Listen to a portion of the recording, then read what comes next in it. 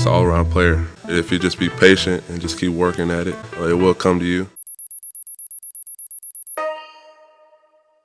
Derrick Williams, born May 25th, 1991.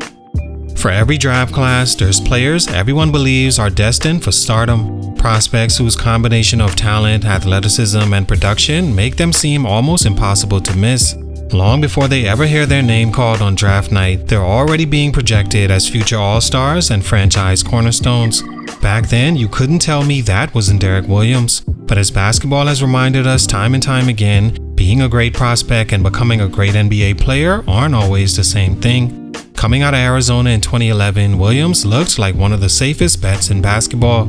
He wasn't just an explosive athlete. He had size, efficiency, versatility, and was fresh off one of the best individual seasons in college basketball. After leading Arizona on a memorable NCAA tournament run and earning Pac-10 Player of the Year honors, many believe there wasn't much separating him from #1 overall pick Kyrie Irving. Yet, less than a decade later, Derrick Williams was out of the NBA. Not because of devastating injuries, not because of off-court controversy, and not because he suddenly forgot how to play basketball. He would go on to build a successful professional career overseas, proving he was still one of the better players in the world. But somewhere between college superstardom and NBA reality, the future looked very different than anyone imagined. What happened? Let's talk about it. It's your boy JC Stunted Growth. Let's get it. Like, comment, and subscribe, and let me know who I should do next.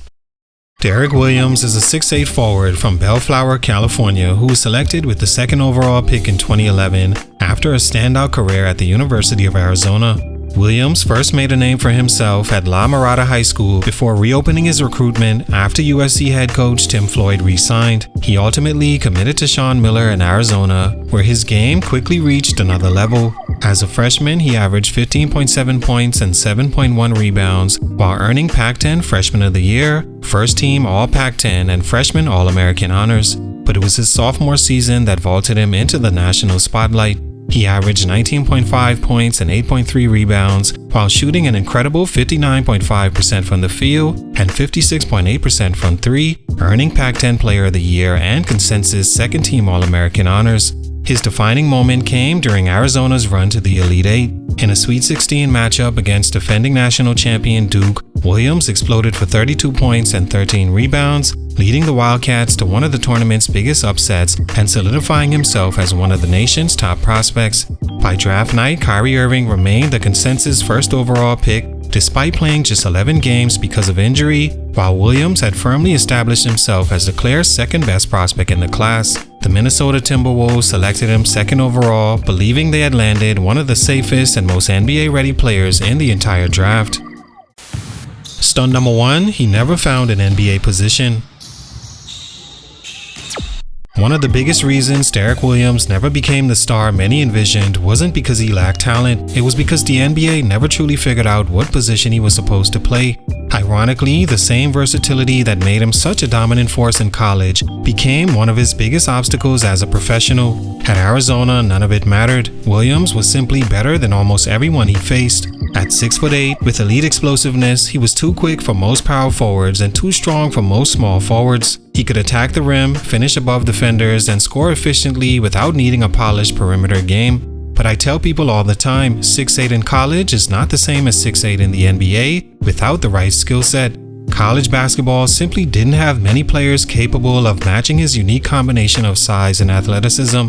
The NBA was a completely different challenge. Suddenly, Williams wasn't an athletic mismatch. Against NBA power forwards, he often gave up size, strength, and length. But moving him to small forward created another set of problems. The position demanded far more ball handling, perimeter shooting, and shot creation than he had asked to display in college. While he possessed flashes of each skill, none developed into the elite weapon necessary to justify playing him there full time. As a result, coaches constantly found themselves asking the same question: what exactly is Derrick Williams? Minnesota experimented with him at both forward spots. Sacramento tried to unlock his athleticism. New York, Miami, Cleveland, and the Lakers all hoped they could be the team to finally discover the role that fit him best. Instead, every stop looked remarkably similar.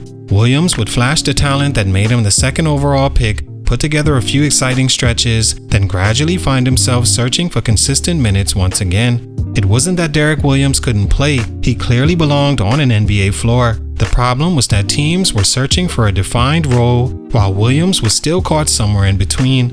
And in a league where specialists often carve out longer careers than players without a clear identity, being able to do a little bit of everything sometimes becomes the same thing as mastering nothing. By the time his rookie contract ended, the player once viewed as one of basketball's safest prospects had become a basketball puzzle no team could completely solve. Stunt number 2, he was never given the keys.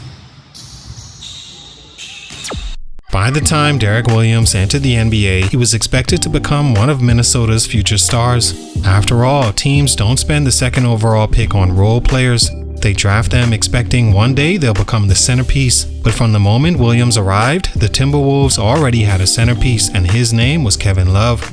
Love was coming off a breakout season and immediately became one of the league's most productive forwards. During Derrick's rookie year, Love averaged 26 points and 13 rebounds a night, commanding nearly every offensive possession Minnesota had to offer. Nikola Pekovic had also emerged into one of the NBA's most reliable interior scorers, while Ricky Rubio was handed the responsibility of running the offense.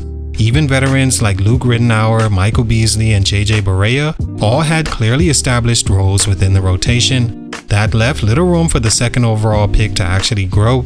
Williams averaged just 7.5 field goal attempts per game as a rookie, finishing only 7th on the team in shot attempts, despite being selected to become one of the franchise's future stars. Instead of learning through mistakes and having the offense gradually placed in his hands, he spent most nights trying to make the most of limited opportunities. That's a difficult way to develop confidence, especially for a player whose value had always come from playing aggressively. Young scorers often need the freedom to play through mistakes, discover what works at the NBA level, and gradually expand their responsibilities. Williams rarely had that luxury. To be fair, Minnesota didn't owe Derrick Williams the offense simply because he was drafted second overall. If he had immediately proven himself to be the better player, he likely would have earned a larger role. But development isn't always that simple. Young players often need consistent touches, freedom, and patience before taking that next step. Williams never really received that runway because the Timberwolves were already trying to win around Kevin Love. By the time Minnesota finally decided to move on just over 2 seasons later, the narrative had already shifted. Derrick Williams was no longer viewed as a young prospect finding his footing. He had become another former top pick searching for a second chance. And while other teams continued to give him opportunities, he never again found himself in a situation where an organization believed he was worth building around. Stunt number 3, he never reinvented his game. When Derrick Williams entered the league in 2011, the NBA was already beginning to change. Stretch forwards were becoming more valuable, spacing was becoming king, and teams were looking for players who could either dominate one position or seamlessly play multiple roles. Unfortunately for Williams, he never fully became either. Coming out of Arizona, his game revolved around overwhelming defenders with athleticism. He ran the floor, attacked closeouts, finished above the rim, and simply overpowered smaller forwards. But once he reached the NBA, nearly everyone possessed elite size and athletic ability. The advantages that made him special in college quickly disappeared, forcing him to rely on skills he hadn't fully developed. To his credit, Williams did try to adapt. Every stop in his career showed flashes of improvement as a shooter. By his second NBA season, he raised his three-point percentage to over 33%, later shooting over 40% during his stint with Cleveland and eventually becoming a respectable floor spacer overseas. The problem was that he was always adapting after the league had already begun moving in a different direction. He never became a reliable ball handler capable of creating offense for himself. He wasn't an elite rebounder despite possessing the body of a short power forward. Defensively, he struggled to consistently guard quicker wings on the perimeter, while also lacking the size and instincts to anchor the paint against bigger forwards.